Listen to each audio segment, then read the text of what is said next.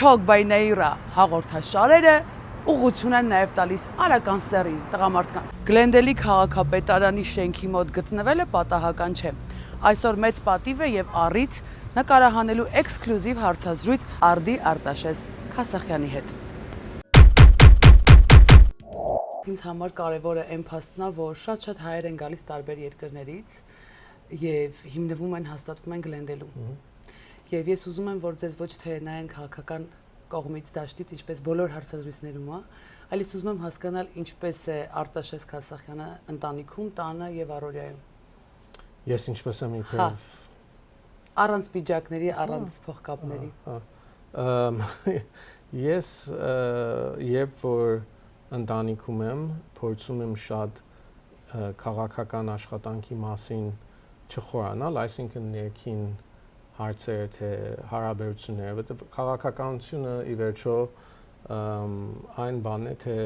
ինչպես ենք մենք կարողանում հատուցել կամ բաժանել այն գումարները եւ ռեսուրսները, միջոցները, որ քաղաքը ունի իր ուժի մեջ սահմանափակված ի օգուտ համայնքին։ Հիմա այդ հարցերը անշուշտ ընտանեկան հարցեր չեն խառնվում շատ, բայց երբեմն երբ ես ասենք թե ոգևորված կամ մի բանի մասին շատ ասենց լարված տուն եմ գալիս, անշուշտ երբեմն կիսվում եմ, բայց ընդհանրապես փորձում եմ ոչ մի ձևով քաղաքականության մասին չխոսել, միայն փորձում եմ մենք իբրև ծնող կինս եւ ես փորձում ենք դաստիարակել մեր զավակին, որ ինքը լինի օրինալի մեկը, մեծանա լավ արժեքներով եւ լինի մեկը, որ կարողանա աշխարհում այնպիսի փոփոխություններ անել, որ աշխարհը լինի ավելի լավ իր աշխատանքի շնորհիվ, քան նախկին։ Դուք ձեզ համարում եք ուրախ մարդ, թե ավելի տխուր։ Օրական, որ ավելի ուրախ եմ, օրական, որ ավելի տխուր եմ, նայած պայմանը, ես կարծում եմ միայն մի ձևով լինելը իրական կյանքի ձև չի։ Մենք բոլորս էլ անցնում ենք գիտեք ինչ հետաքրքիր որտեվ բուդդիզմի մեջ մի միտք կա որ ասում է կյանքի մեջ վատ կամ լավ դեպքեր գոյություն չունեն ինչպես մենք ենք այդ ազդվում այդ դեպքերից եւ ինչ ենք անում այդ դեպքերից հետո դա է թելադրում եթե դեպքը լավ էր կամ վատ փորձում եմ դա ես հավատալ եւ հետեւել բայց անշուշտ դժվար եմ ես էլ իբրև մարդ եւ կարծում եմ բոլորը ունեն իրենց դժվարությունները կան երբ օրինակ երբ հիմա կարծում ենք լուրերով եւ ցավոք սրտի շատեր չեն անդրադառնում սրան բայց Վենեսուելայում երբ երկու հետևի հսկա երկրաշարժներ եղան եւ երբ գիտես որ 100,000 մարդ է զոհվել բայց մարդիկ շարունակում են իրենց ամենօրյա կյանքը առանց մտածելով կամ նույնիսկ մեր հայ համայնքի մեջ երբ մարդիկ գնում են ուրախությամբ զուգվում զարդարվում առանց մտածելով որ մենք վերջին 6 տարվա մեջ կորսնցրեցինք մի ամբողջ սերունդ շատ դժվար է իմ համար դա ես համաձայնել կամ կողմնորոշվել եւ նույն ձևի վերաբերվել անկախ որ ես էլ եմ մարդ ես էլ եմ ուզում ժպտամ եւ խնդամ բայց կարծում եմ երբ դիմացինը ինձնից նստած դիմացինը չի մտածում այդ բաների մասին դժվար է իմ համար ընդունել դա։ Ես ձեզ բազում առիթների ժամանակ տեսնում եմ եւ շատ մեծ հարգանք եմ տածում, որ ամեն վարքյան չեք դադարում խոսել հայրենիքից, մանավանդ Արցախից, բայց ես նաեւ ուզում եմ իմանալ ով է եղել ձեր առաջին ուսուցիչը, որը ձեզ մոտիվացրել է, որ դուք հասնեք այս ամեն ինչին, որովհետեւ շատ երիտասարդներ, նույնիսկ նորեկներ նույնիսկ չիմանալով դեռ որ խոսքը հենց ձեր մասին է որպես քաղաքական գործիչ եւ Գլենդելի քաղաքապետ, մեն ինչն է մոտիվացրել այդ մարդուն։ Ինչն է որ այդ էներգիան է տալիս, որ դուք գնաք առաջ ու չկոտրվեք ու հասնեք այն կետին, որտեղ որ հիմա եք եւ վստահ եմ ավելել ենք տեսնելու ձեզ։ Առաջինը ես ով որ սա նայում է եւ մտածում է այդպես,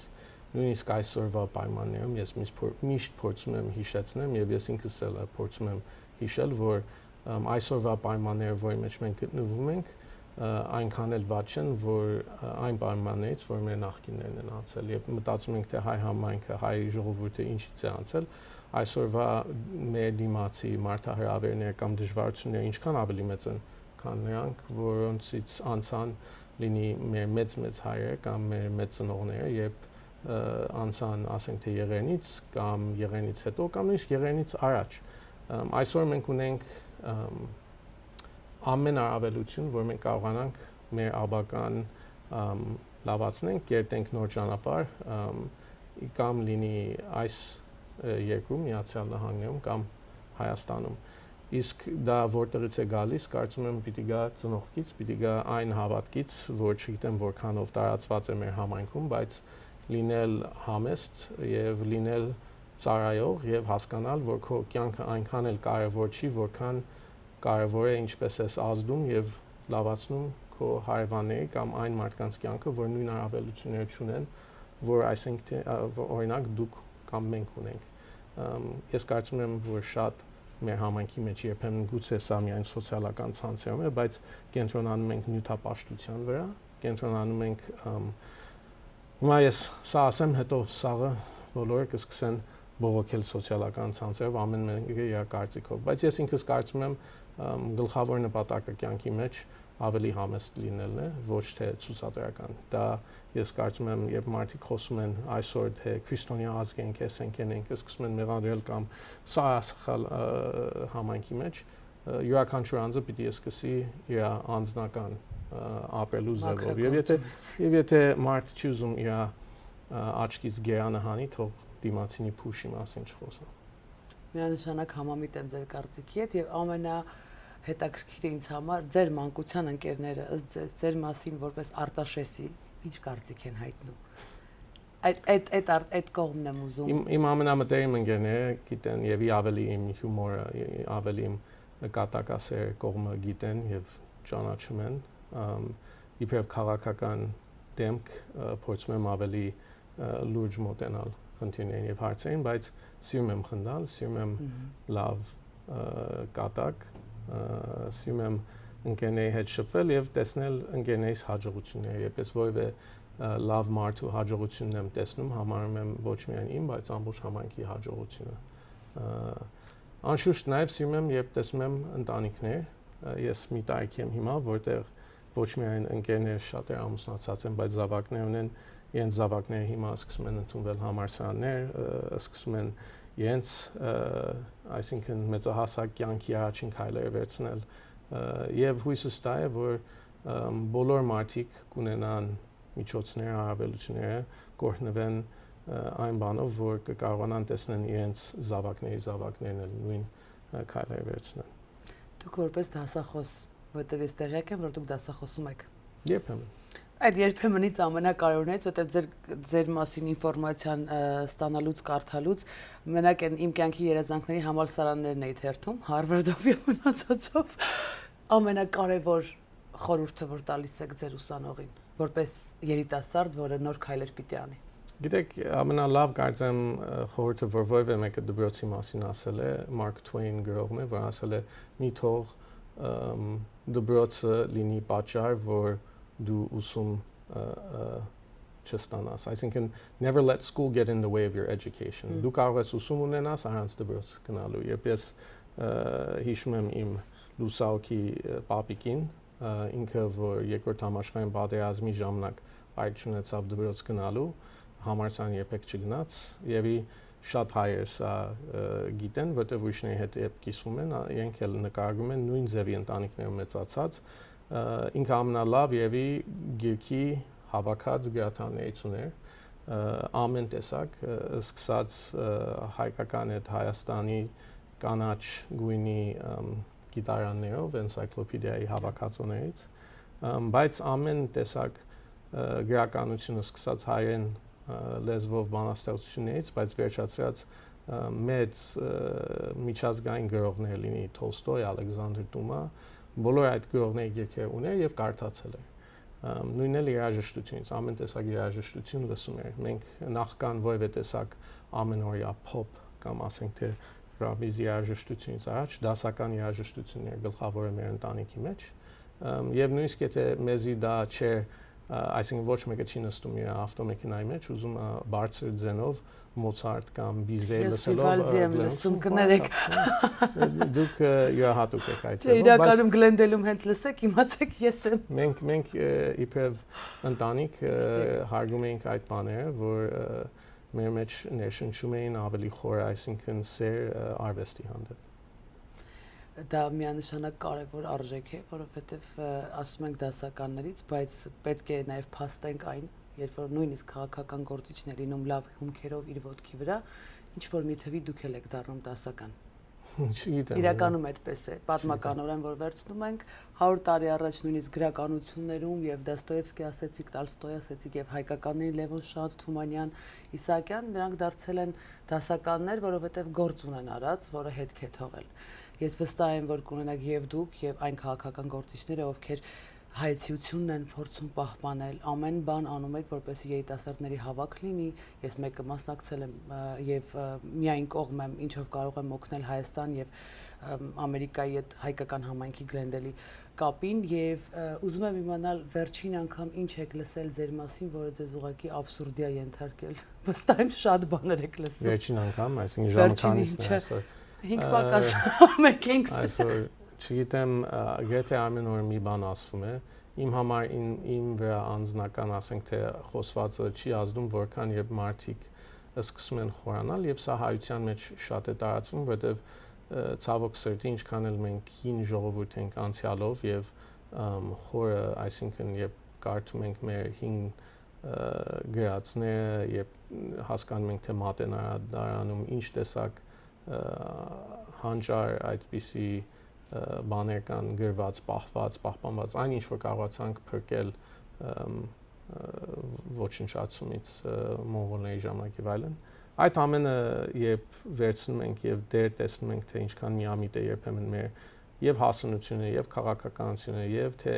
ինչն ենք հարգում եւ մասաների մեջ ինչն է հարգված, երբեմն շատ ցավալի է։ Չգիտեմ ինչպեսի դա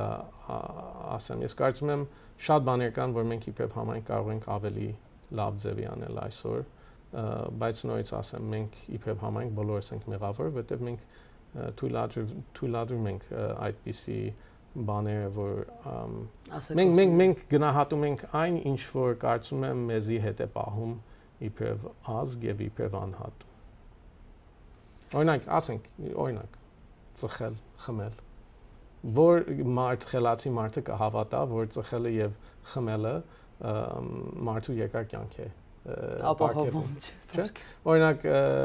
գիտությունը արդեն դա այդ հայերենում հիմա սիրված բառ debate այդ վիճաբանությունը այդ հարցը քննարկել եւ լուծել է։ Դուք ծխում եք։ Ոչ։ Եվ ասեմ շատ քիչ երբեմն ասեի ամիսներ են գնում, երբ ես չեմ խմում, ես կարծում եմ յուրաքանչյուր հայու պարտականությունից մենք ուզում ենք ապացուցել, որ հայ ազգը չի կործանվելու, յուրաքանչյուր հայ պետք է փորձի ձգտի ապրել գոնե մինչև 100 տարեկան։ Եվ ուրիշ ազգեր կան, որ հաջողում են։ Ճապոնիայից սկսած նույնիսկ Կովկասյան տարբեր շրջաններում կան մարդիկ այդ blue zone կոչված, որտեղ մարդիկ կարողանում են երկար կյանք ապրել։ Իսկ կարող եմ նաև ասել, ժամը 10-ից հետո խորոված ուտելը երկար ապրելու հետ կապ չունի։ Այդ հարցերը դիտմամբ տվեցի, որովհետև իրոք երիտասարդների համար շատ կարևոր է մանավանդ պաշտոնյա եւ տղամարդու բերանից լսել այդ խորհուրդները, որովհետև մեր տան հիմքը դե հայրն է, չէ՞ լինում։ Կոպիտ ասած, Գլենդելի հիմքը հիմա ձեզնով է, որպես հայր։ Ես կասեի, որ բոլոր լավ հայ ընտանիքների հիմքը միշտ մայրն է։ Մայրն է։ Ես ինձ հետաքրքրեց դա։ Այսինքն այն ասացվածքը, որ գլուխը տղամարդն է, վիզը կինը, դուք համամիտ եք։ Ես ոչ միայն համամիտ եմ, ես կարող եմ ապացուցեմ եւ ցույց տամ թե ինչպես օրինակ եղերնի ժամանակ եւ բոլորը երբ նայում ենք դպրոցներում գրեթե մանկավարժները միշտ փոքր տարիքից մեծամասնությունը կանայք են եղել եւ երբ նայում ենք սերմը ինչպես է ցանվում հողը արմատները թե ծառը ինչպես է աճում կախված է թե սերմը ինչ տեսակ հողի մեջ է աճում եւ այդ առաջին տարիները շատ կարեւոր անհրաժեշտ լինելու համար միշտ մայրն է ամենակարևոր դերը խաղում եւ կարծում եմ այդ ավելի մաչո ավելի ոնց ասեմ տղամարդկային ամեն մեկը իր դեր ունի անշուշտ, բայց երբ մենք փորձում ենք կանանց իրենց դերը նվազացնել կամ ավելի փոքրացնել, դա ամենամեծ սխալներից մեկն է։ Ամենակարևոր հարաբերությունը աշխարհում կին եւ տղամարդու այդ հավասար հարաբերությունն է ընտանիք կազմելու եւ ստեղծելու այդ կառույցը, որ կարող է ապագան ապահովել։ Իհարկե, այստեղյակ եմ, որ ձեր շաբաթ կիրակիները, եթե շատ կարևոր գործեր չեք ունենում, դուք նվիրված եք տանը ընտանիքին։ Ես դա ունեցել եմ առիթ իմանալու, որը միայն ողջունելի է եւ գովելի է եւ վերջում մի հարց եմ ուզում, երբ որ դուք որպես արդի Արտաշեսը հայլու առաջ է, առաջին միտքը ինչն է գալիս։ Պետք է ռեժիմ անեմ եւ նիհարեմ։ Բոլորիս կարծում եմ միտքն է, վստահ եմ, որ շատ մասնագետներ կփորձեն ձեզ ուղղորդել։ Եվ ինչու սև մազերս սկսել են սպիտակել։ Դա է եւ առաջին բանը է, անկեղծ ասեմ, երբ նայում եմ հայլու մեջ երբեմն մտածում եմ թե տարիներով գնացին, բայց եւ հայլու մեջ փորձում եմ շատ երկար չնայել, բայց երբ նայում եմ այդ միտքը միշտ ինձնից իմ միտքից անցնում է։ Նաեւ վստահ եմ ուրիշներն են սա մտածում, որ երբ տեսնում ես տարիներ անց մի դասընկեր, ասում ես, վայ, ինչքան գուցե ես էլ այդպիսի տեսքով ծերացել եմ, բայց հայլին երբեք չի խաբում։ Շատ շնորհակալ եմ ձեր ժամանակը տրամադրելու համար։ Դա միակ բանն է, որը հետ չես բերում կյանքում եւ երբեւե ոչ մեկ չի գնահատում եւ չի վճարում դրա համար։ Շատ շնորհակալ եմ, պարոն քաղաքապետ։ Ես եմ շնորհակալ։